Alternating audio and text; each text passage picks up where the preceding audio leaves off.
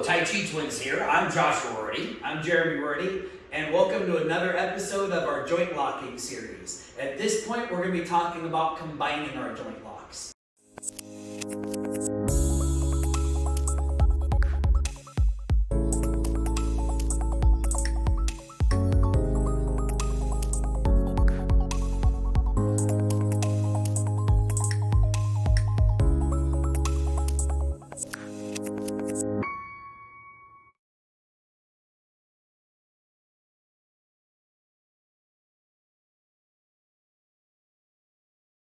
One of the main issues that people have when they're first learning joint locks and trying to apply them is they fight for the joint lock. Either they have the hand and they're trying to fight because they're resisting, or they're trying to get a specific joint lock and they're just hyper-focused on that. You can't be the monkey with the hand caught in the cookie jar. If something's not working, you gotta be willing to let go of that cookie.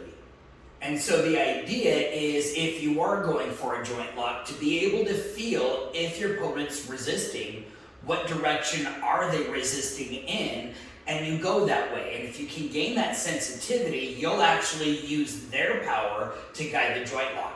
Here's an example. If he holds his fist out, and I'm telling him, hey, let's test how strong you are. Can you lift up harder than I can press down? And I push down harder and harder, and then I let the fist go. Did you notice how his fist came up to hit him in the face? So if you can become sensitive with that, you can use that to your advantage. And that's where a Tai Chi sparring exercise called push hands becomes very valuable, because that exercise is all about being sensitive to your opponent's kinetic energy. Let me show you what I'm talking about with this push hand sensitivity towards your opponent's energy. In this case, I'm going to break out a specific movement out of the Tai Chi form: grass bird's tail right, pull, press, and push. Now, Tai Chi is very popular about not wanting to fight somebody's energy, but to go with it. This grass bird's tail right motion is a reinforced block in case he's trying to hit me really hard. But if he is trying to hit me really hard, what Tai Chi really wants to do is raise it up over the top of my head, so the energy's not coming here, but it's going that way.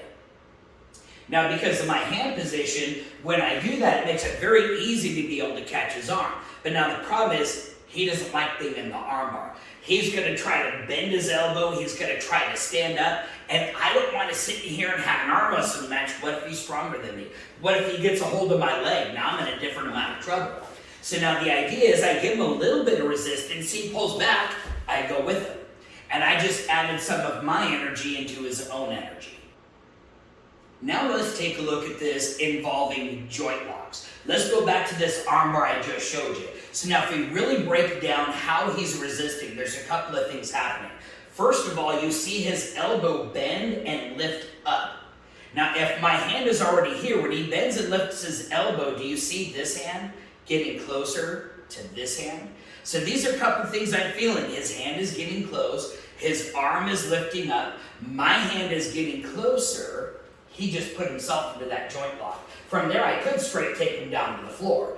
There, I just took his energy from one joint lock and moved him to another without resisting him.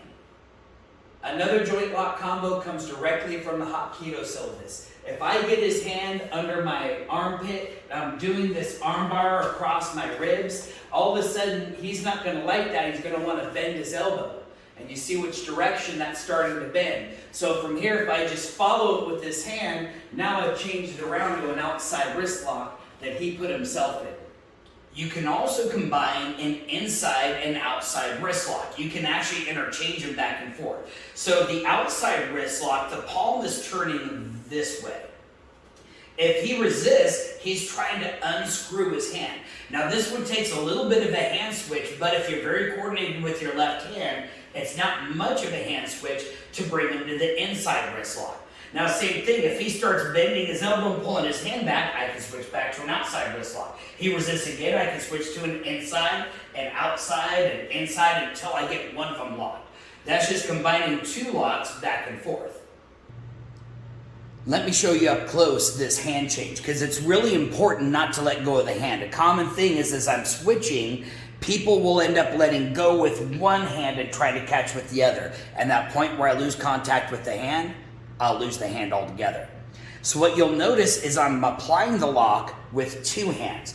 As he's resisting, I'm keeping 2 hands on it, and I'm still resisting up. He thinks he's getting away, and I want him to think that. At one point, I let go with 1 hand and not the other. I catch the pinky. Once I have a hold with the other hand, that's when this hand is going to rotate to catch the thumb. That's how I get that inside wrist lock. Now, as he starts to resist the other way again, I don't want to let go and try to catch it because I'm going to lose it. So I keep contact with his wrist and his hand, both hands, until I get to the point where I can really smoothly wrap around the wrist and then catch with the other hand. One of the main things we need to remember about our joint locks is it's not necessarily about breaking the joint or dislocating that joint. Another big part of it is being able to control my opponent to the point where they're no longer a threat. So it kind of becomes a chess game. I'm thinking moves ahead. My goal is to get him to the ground in this case, but if he's resisting, I got to be able to change, improvise, adapt, overcome, till eventually I get him on the ground. So this first joint lock combo is if he's reaching at me, I can grab the back of his hand. And I know if I step around and I give him some pressure on his elbow, that he's going to want to resist. And so as he resists, I come back around with a downward lock and I'm controlling him backwards. Of course, he's not going to like that, so again, he's going to resist. And now I'm changing into this arm bar. He bends his elbow. We've talked about this before. I just follow it in. I have an outside figure 4, I step behind him, just take him right to the ground and I can control him right from there. As Jeremy had mentioned earlier, you don't want to fight to get the joint lock. You want to let the joint lock happen. And a lot of times the way that happens is by him giving me a hand. The Steven Seagal special, for instance, he pushes into me, look, he just gave me the hand that I wanted to joint lock. Now, and the key for this, I want to blend with his energy. So as he pushes into me, I actually let it happen past and I naturally catch on top of his thumb. That puts his elbow underneath me so I can apply this arm bar. He wants the joint lock back, so I'm going to rotate like we did before to get into this outside wrist lock. He resists again. I'm just going to keep control here, but I'm going to take and I'm going to push the wrist straight up. Now he wants to maybe push his hand back forward. I just keep a hold of it, I blend with it, and now we have ring the bell where I can take him right down to the floor. In our video on knee locks, we talked about when somebody throws a roundhouse kick, I can move in the direction of that roundhouse kick to take the power of it and catch that kick. And now I have this hand at the level of the knee. I can just grab it with my hand, or I can get my elbow on it, but I'm going to step back, push down on the knee, and that's going to take him down. Now from here, I've got this ankle lock. I want to secure this leg, and I have this underneath. I'm going to set my hips forward, and there's the ankle lock. Now, if he resists me by pulling his toes back, I can't get that light ankle lock. I reach around, and I grab this heel. I'm going to roll him over. From there, I just step on in, and I grab his shirt, and I have this nice lock right on the knee.